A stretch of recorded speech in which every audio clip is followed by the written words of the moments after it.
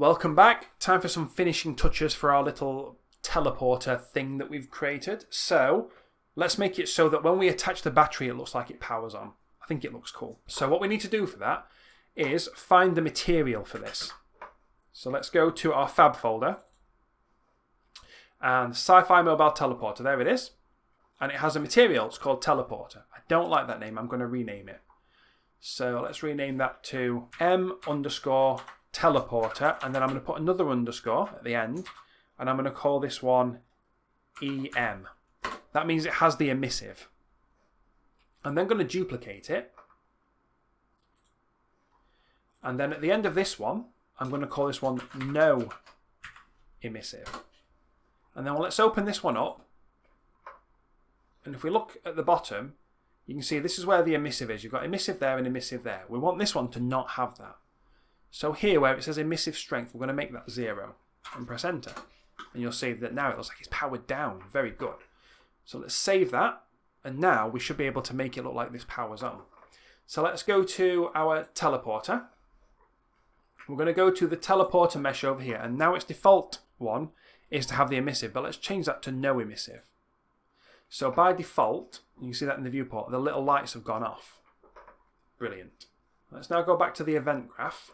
And when we power it on, so where is that? Install battery. So I need to make a little bit more room here. I'm going to move these down a little bit. So after we set the visibility of the battery, we're going to get teleporter. And we're going to do set material.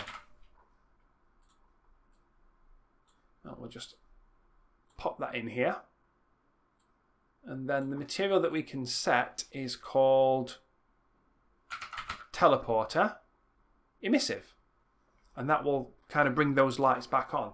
So let's compile and save that. And we'll check that that worked. So I'll hit play. So we can see that by default, no lights, it looks dead. But if we press E, yep, low power connect battery. So let's pick the battery up. And now when we connect the battery, you should see that the lights come on. There we go. So it looks like it powers on now. When we start and we bring the sound in later, that's going to feel really cool. Okay, the next thing I want to do is set the colour for the text as well. And we're going to have different colours for different states. So we're going to go into our prompt and make a little addition there. So let's just zoom out a little bit. Here's our update prompts, and we're going to need to make some more room in here as well. There we go. So let's get prompts again. So I'm just going to copy that and we'll paste it over here at the end. And this time we're going to do set text render color. Perfect. And that's going to happen after we set the text.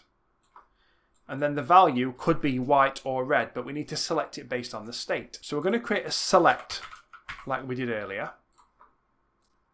And the return value of that is going to be the colour.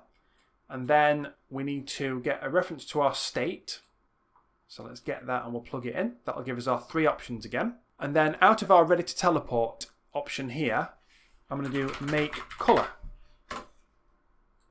There it is. And then you've got blue, green, red and alpha. In digital graphics, your different colours have values usually between 0 and 255. So if we want to make this white, all 3 of those numbers need to be 255.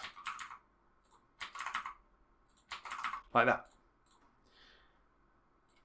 And if we want to make it red, we'll copy that. Just the red one needs to be 255. So the other 2 can be 0. So we'll plug that into need battery and need antenna. So what that's saying is now based on the state, we can change the colour of the prompts as well. So let's compile and save that. Have a little look. So now when we go over to our teleporter, press E to teleport. And then when we do low power, it's red. It's a problem for us. So let's pick something up. Oh, hello. And then when we go back on here and press E, it goes back to white. And then back to red when there's another error. So that's working fine. And that'll do it for this step. The next step's going to be a nice easy one as we slowly ramp down for the end of this chapter. It's just going to be about making the levels fade in and out to make the level transitions feel a little bit more natural, and then that'll end the chapter. So I will see you in the next video. Thanks for watching and supporting the channel. If you'd like to help me create more content like this, please consider becoming a patron on Patreon. The contributions I get through Patreon make a huge difference in keeping this channel going. Remember to like, comment and subscribe to make sure you don't miss my upcoming tutorials. Your support and engagement mean the world to me and help my channel continue to grow. Thanks again, and I'll see you in the next one.